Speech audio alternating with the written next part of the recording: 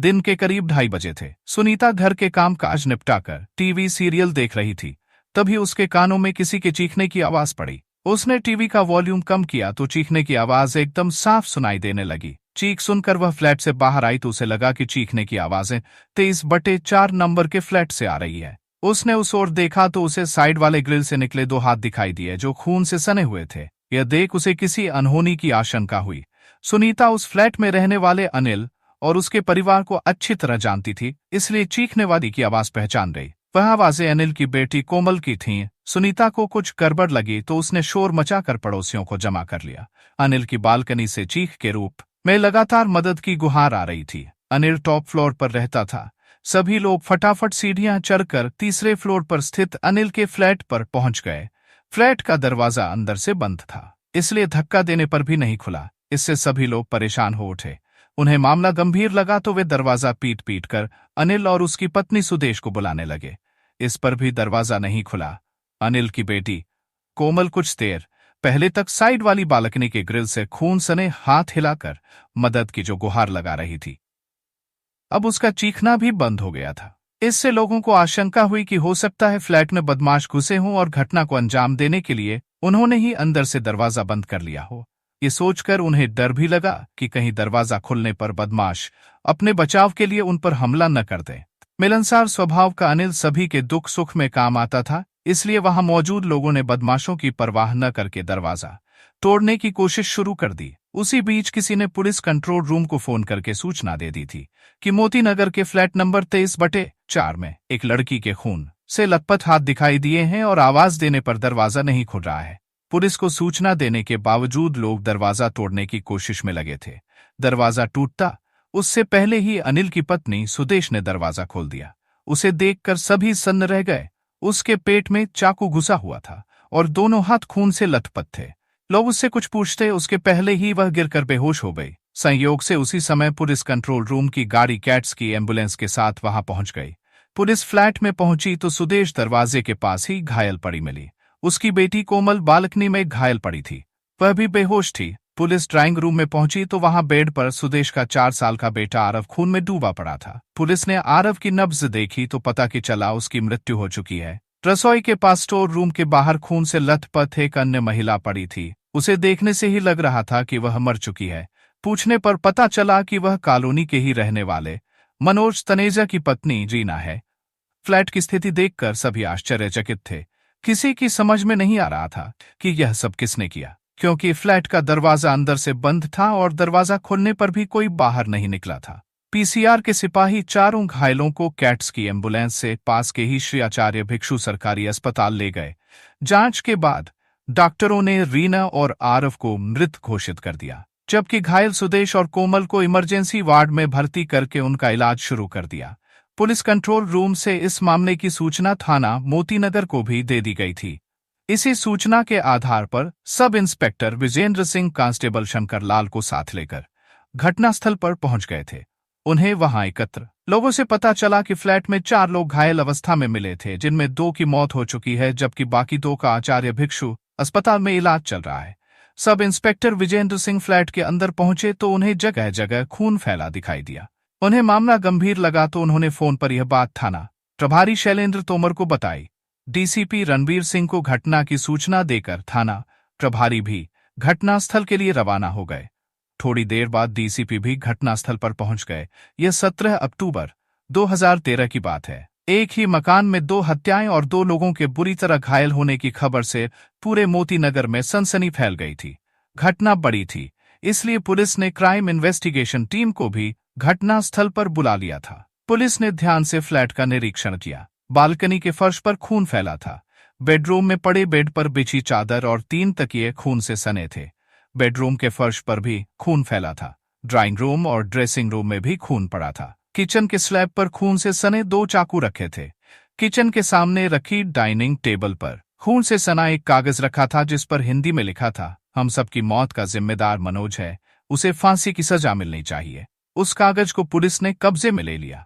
इसके बाद crime investigation team ने घटनास्थल से जरूरी सबूत इकट्ठे किए। पुलिस को किचन में मिले 2 चाकुओं के अलावा एक सर्जिकल ब्लेड भी मिली थी। घर का सारा सामान अपनी जगह मौजूद था। पुलिस की समझ में नहीं आ रहा था कि इस घटना के पीछे की वजह क्या है। फ्लैट से बाहर जाने का सिर्फ एक ही रास्ता था और वह भी अंदर से बंद मिला था। इससे पुलिस ने अनुमान लगाया कि जो लोग फ्लैट के अंदर मौजूद थे उन्होंने ही इस घटना को अंजाम दिया होगा। पुलिस यह भी सोच रही थी कि कहीं सुदेश और रीना ने ही तो एक दूसरे पर हमला नहीं किया था। सुदेश का पति अमित एक दैनिक अखबार में लाइब्रेरियन था। घटना के समय वह घर पर नहीं था। उसे फोन करके बुला लिया गया। बेटे की मौत और पत्नी व बेटी के गंभीर रूप से घायल होने की जानकारी होने पर वह सिर थाम कर बैठ गया। उसकी आंखों से झरझर आंसू बह रहे थे। उसकी भी समझ में नहीं आ रहा था कि यह सब किसने और क्यों किया। डाइनिंग टेबल पर मिले पत्र के अनुसार इस घटना का जिम्मेदार मनोज था। पुलिस ने अनिल से मनोज के बारे में पूछा तो उसने बताया, मनोज प्रॉपर्टी डीलर है और यहीं पड़ोस में रहता है। हमने अपना फ्लैट उसी से खरीदा था। हमारे उसके साथ घरेलू संबंध है। जब उससे तुम्हारा घरेलू संबंध है तो इस घटना का जिम्मेदार वह कैसे हुआ? पुलिस ने पूछा। अनिल इस बात का उचित जवाब नहीं दे सका, इसलिए पुलिस भी उलझ कर रह गई। चूंकि ये बातें जांच के बाद ही पता चल सकती थीं, इसलिए पुलिस घटनास्थल की कार्रवाई निपटाने में लग गई। पुलिस ने जल्दी से घटनास्थल की कार्रवाई खत्म की और आचार्य भिक्षु अस्पताल जा पहुंची।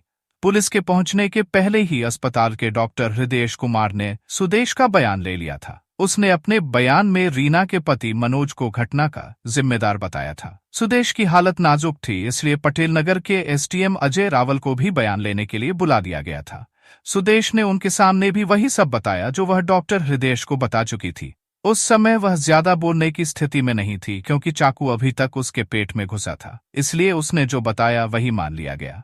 पुलिस ने सोचा कि जब सुदेश बार बार मनोज का नाम ले रही है तो क्यों न उसी से पूछताछ की जाए, लेकिन उसकी पत्नी रीना की भी हत्या हुई थी, इसलिए वह परेशान होने के साथ साथ दुखी भी था। ऐसे में पुलिस को उससे पूछताछ करना ठीक नहीं लगा, लेकिन उस पर नजर रखनी जरूर शुरू कर दी। सुदेश और उसकी बेटी कोमल आचार्य अस्पताल के आईसीयू में भर्ती थीं। कोमल की हालत गंभीर थी। उसके पेट में घुसा चाकू निकाला नहीं जा सका था। डॉक्टरों का कहना था कि अगर चाकू निकाल लिया गया तो उसकी हालत और गंभीर हो सकती है। मां बेटी की हालत को देखते हुए डॉक्टरों ने दोनों को अखिल भारतीय आयुर्विज्ञान संस्थान के ट्रामा सेंटर रेफर कर दिया। सुदेश के पेट में घुसे चाकू को कई घंटे हो गए थे।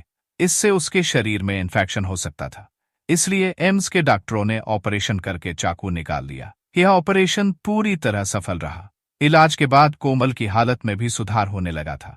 उसके शरीर पर चाकुओं के कई घाव थे।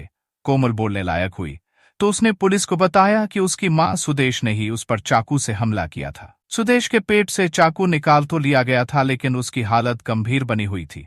वह बयान देने की स्थिति में नहीं थी, जबकि उसी के बयान के बाद स्थिति साफ हो सकती थी। पूरे मामले को सुलझाने के लिए डीसीपी रणवीर सिंह ने थाना प्रभारी शैलेंद्र तोमर के नेतृत्व में एक पुलिस टीम बनाई। सुदेश ने डॉक्टर हृदय कुमार और एसडीएम को दिए अपने बयानों में घटना के लिए मनोज को दोषी ठहराया था, इसलिए पुलिस अपने स्तर से मनोज और सुदेश के बारे में छानबीन करने लगी।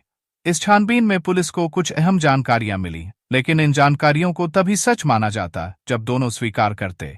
4-5 दिनों में सुदेश की हालत में कुछ सुधार हुआ तो 22 अक्टूबर 2013 को उसे ट्रामा सेंटर से डिस्चार्ज कर दिया गया। पुलिस पूछताछ के लिए उसे थाने ले आई। पुलिस द्वारा की गई पूछताछ में सुदेश ने घटना की जो वजह बताई वह अवैध संबंधों से जुड़ी हुई थी। मूल रूप से हरियाणा के रोहतक का रहने वाला अनिल दिल्ली से प्रकाशित होने वाले एक दैनिक अखबार में लाइब्रेरियन था। उसकी पत्नी सुदेश पश्चिमी दिल्ली के मोती नगर स्थित आचार्य श्री भिक्षु सरकारी अस्पताल में सीनियर नर्स थी। उसकी 2 बेटियां थीं, कोमल और नानू। अपने छोटे से परिवार में दोनों खुश थे। उनके सामने एक ही समस्या थी कि उनका दिल्ली में अपना कोई मकान नहीं था। किराए पर रहने में उन्हें परेशानी हो रही थी। इस झंझट से छुटकारा पाने के लिए वे अपना मकान खरीदना चाहते थे। चूंकि सुदेश मोती नगर में नौकरी करती थी, इसलिए वह उसी इलाके में मकान देखने लगी। प्रॉपर्टी डीलर मनोज तनेजा की मार्फत अनिल और सुदेश ने मोतीनगर के ब्लॉक नंबर 23 के मकान नंबर 4 का 3rd फ्लोर देखा। यह 2 कमरे का सेट था। इस फ्लैट से सुदेश का अस्पताल नजदीक था, इसलिए उसे यह फ्लैट पसंद आ गया। पति पत्नी ने मनोज तनेजा से यह फ्लैट खरीद लिया और वहां सुकून से रहने लगे। यहीं से सुदेश की जिंदगी में एक बड़ा बदलाव आया। यह 5 साल पहले की बात है। सुदेश खूबसूरत तो थी ही, थोड़े चंचल स्वभाव की भी थी। 2 बच्चों की मां होने के बावजूद उसका शरीर गठा हुआ और आकर्षक था।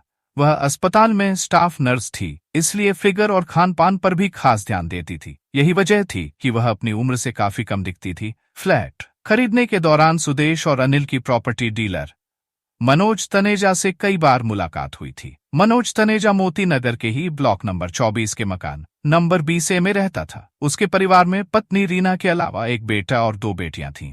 उसका काम अच्छा चल रहा था। उसने प्रॉपर्टी के धंधे से अच्छी खासी कमाई की थी। सुदेश जब उससे पहली बार मिली थी तो वह उसे देखता ही रह गया था।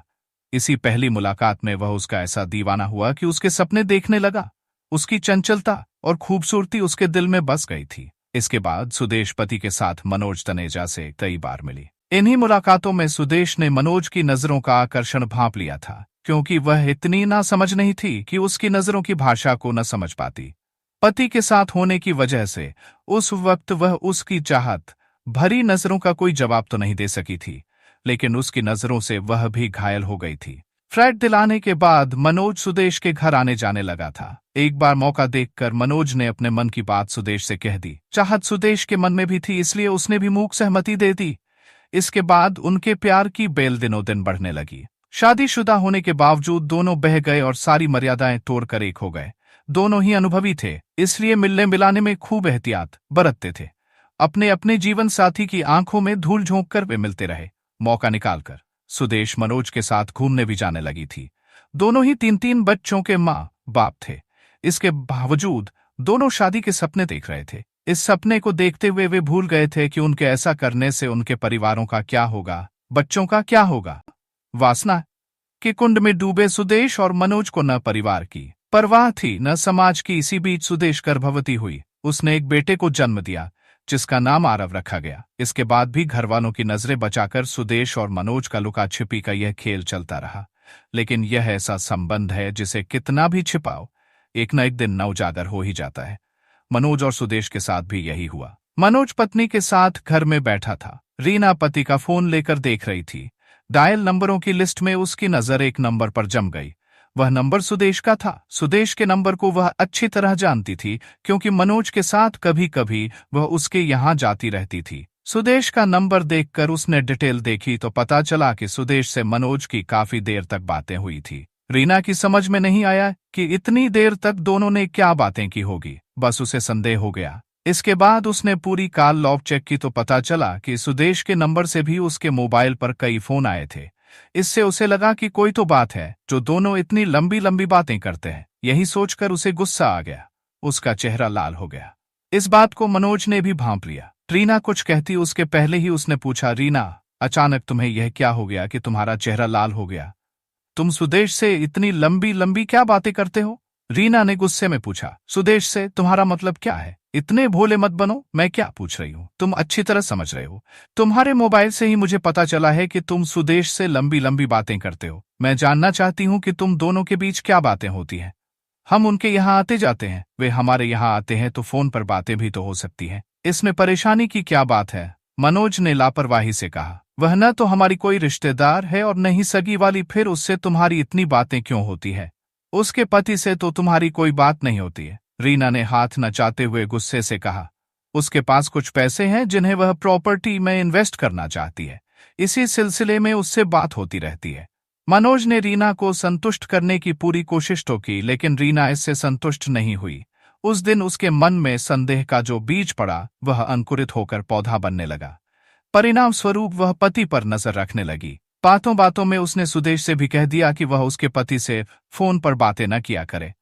रीना की इस बात से सुदेश समझ गई कि उसे मनोज और उसके संबंधों पर शक हो गया है। सुदेश ने इस बारे में मनोज से बात की। इसके बाद दोनों मिलने में एहतियात तो बरतने लगे, लेकिन उनका मिलना बंद नहीं हुआ। इसी तरह चोरी छिपे मिलते मिलाते 5 साल बीत गए। रीना को जब भी लगता कि मनोज में सुधार नहीं आया है, वह सुदेश से लड़ने उसके घर पहुंच जाती। सुदेश उसकी इस लड़ाई को गंभीरता से नहीं लेती थी। कभी कभी गुस्सा आने पर रीना पति को भी खरी खोटी सुना देती थी। सुदेश से संबंधों की वजह से मनोज के घर में कलह रहने लगी थी। मनोज ने सुदेश से शादी का वादा जरूर कर लिया था, लेकिन वह अपनी गृहस्थी को उजाड़ना नहीं चाहता था। यही वजह थी कि जब ज्यादा कलह होने लगी तो वह सुदेश से दूरी बनाने लगा, जबकि सुदेश मनोज के लिए अपने पति और बच्चों तक को छोड़ने को तैयार थी। मनोज ने जब उससे मिलना एकदम बंद कर दिया तो वह परेशान रहने लगी। वह उसे फोन करती तो वह बिजी होने की बात कहकर फोन काट देता। एक समय ऐसा भी था जब मनोज उसके आगे पीछे मंडराता था, जबकि अब वह फोन पर भी बात नहीं करना चाहता था। इस बात का पता लगाने के लिए सुदेश मनोज के ऑफिस जा पहुंची। उसे आया देख मनोज चौंका। वह कुछ कहता इससे पहले ही सुदेश ने पूछा, क्या बात है, आजकल तुम बात भी नहीं करते? फोन करने की कौन कहे, मेरे करने पर भी तुम बहाने बनाते हो। ऐसी कोई बात नहीं है सुदेश, दरअसल तुम्हारा फोन उस वक्त आता है जब मैं किसी कस्टमर के साथ होता हूँ, मनोज ने कहा। पहले जब तुम मेरे आगे पीछे मंडराते रहते थे तब तुम्हारे ये कस्टमर कहाँ थे? कस्टमर के जाने के बाद तो फोन कर सकते हो। मैं जान रही हूँ तुम बहाना कर रहे हो, सुदेश ने तल्खी से कहा। जान रही हो तो अच्छी बात है सुदेश, अच्छा यही होगा कि हमें अब पुरानी बातों को भूलकर अपनी अपनी गृहस्थी संभालनी चाहिए। बहुत खूब मुझे बर्बाद करके अब उपदेश दे रहे हो। जो वादे किए थे उनका क्या हुआ? पहले तो बड़ी बड़ी बातें करते थे, सब हवा हो गई। एक बात याद रखना, तुम पुरानी बात भूल सकते हो, मैं नहीं। मैं इतनी आसानी से तुम्हारा पीछा छोड़ने वाली नहीं। सुदेश, जिद से कोई फायदा नहीं है, इसका परिणाम अच्छा नहीं होगा। दोनों घर बर्बाद हो जाएंगे। अगर तुम मान गई तो ठीक, वरना मुझे अनिल से कहना पड़ेगा। क्या कहोगे तुम मुझसे?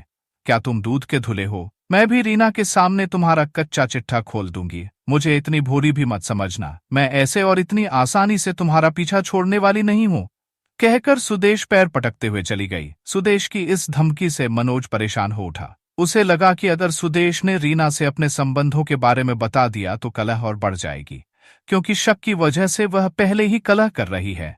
मनोज इस समस्या से निपटने के बारे में सोचने लगा। काफी सोच विचार कर उसने तय किया कि एक बार सुदेश से बात की जाए, शायद उसकी समझ में कुछ आ जाए।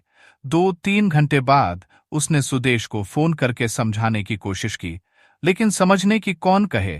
सुदेश और नाराज हो गई। वह उसकी कोई भी बात सुनने को तैयार नहीं थी, इसलिए दोनों की फोन पर ही बहस होने लगी। परेशान होकर मनोज ने फोन काट दिया। मनोज को ही नहीं, सुदेश को भी इस बात का डर था कि अगर मनोज ने सारी बात अनिल को बता दी तो वह कहीं की नहीं रहेगी, क्योंकि अभी तक वह अनिल की नजरों में पाक साफ थी। सच्चाई का पता चलते ही वह पति की नजरों में गिर जाएगी। सोच विचार कर उसने मनोज को सबक सिखाने का फैसला कर लिया।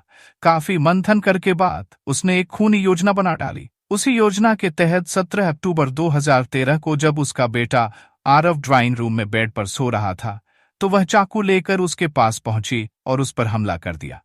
उसके बाद उसने सर्जिकल ब्लेड से उसका गला काट दिया, जिससे उसकी मौत हो गई। कारण यह था कि आरव तथा कथित रूप से मनोज से पैदा हुआ था और उसे मारकर वह अपना बदला चुका रही थी। आरव की हत्या करने की वजह से सुदेश के हाथ खून में सन रहे थे, इसलिए उसने खून से सना चाकू किचन में रखा और बाथरूम में जाकर हाथ साफ किए। इसके थोड़ी देर बाद उसकी 17 साल की बेटी कोमल स्कूल से लौटी। खाना खाने के बाद जब वह कमरे में आराम कर रही थी तभी सुदेश ने चाकू से उस पर भी हमला कर दिया। उसने कोमल के पेट तथा शरीर के अन्य भागों पर वार किए। इस हमले से कोमल बेहोश हो गई, जिससे सुदेश को लगा कि वह मर गई है। उसे छोड़कर वह ड्राइंग रूम में आ गई। इसके बाद 2 बजे के आसपास सुदेश ने रीना को फोन करके अपने घर बुलाया। रीना को लगा कि शायद उसे अपनी गलती का एहसास हो गया है और वह माफी मांगने के लिए बुला रही है। वह तुरंत सुदेश के फ्लैट पर आ गई। रीना के अंदर आते ही सुदेश ने दरवाजा बंद किया और रीना कुछ कहती सुनती उसके पहले ही उसने उसकी गर्दन पर चाकू से हमला कर दिया। रीना बचाव के लिए इधर उधर भागी, लेकिन सुदेश लगातार उसकी गर्दन पर वार करती रही। अंततः रीना किचन के बगल वाले स्टोर रूम के पास गिर गई। इसके बाद भी सुदेश ने उस पर कई वार किए। फिर उसने सर्जिकल ब्लेड से उसका भी गला काट दिया। इसके बाद सुदेश ने खुद को भी खत्म करने का फैसला ले लिया, लेकिन वह मनोज को सजा दिलवाना चाहती थी, इसलिए नोटबुक से एक कागज फाड़कर उसने उस पर लिखा, हम सभी की मौत का जिम्मेदार मनोज है, इसके लिए उसे फांसी की सजा मिलनी चाहिए। इस कागज को उसने डाइनिंग टेबल पर रखा और खुद को खत्म करने के इरादे से अपने पेट में चाकू घोंप लिया। उसके पेट से खून बहने लगा। चाकू घोंपने के बाद वह उसे निकालने की हिम्मत नहीं कर सकी। वह दर्द से छटपटाती रही। उसी बीच बेहोश पड़ी कोमल को होश आया तो गंभीर रूप से घायल होने के बावजूद यह किसी तरह बालकनी तक आई और अपने हाथ जंगले से बाहर निकालकर मदद के लिए गुहार लगाने लगी। उसकी आवाज सुनकर सुनीता कमरे से बाहर आई तो इस सनसनीखेज घटना के बारे में पता चला। पूछताछ के बाद पुलिस ने सुदेश के खिलाफ हत्या और हत्या की कोशिश का मामला दर्ज करके उसे गिरफ्तार कर लिया। 22 अक्टूबर 2013 को उसे 30 हजारी अदालत में पेश किया गया, जहां से उसे न्यायिक हिरासत में जेल भेज दिया गया। दोस्तों, कहानी पसंद आई हो तो वीडियो को लाइक करके कमेंट कर दें और चैनल को भी सब्सक्राइब कर लें। धन्यवाद।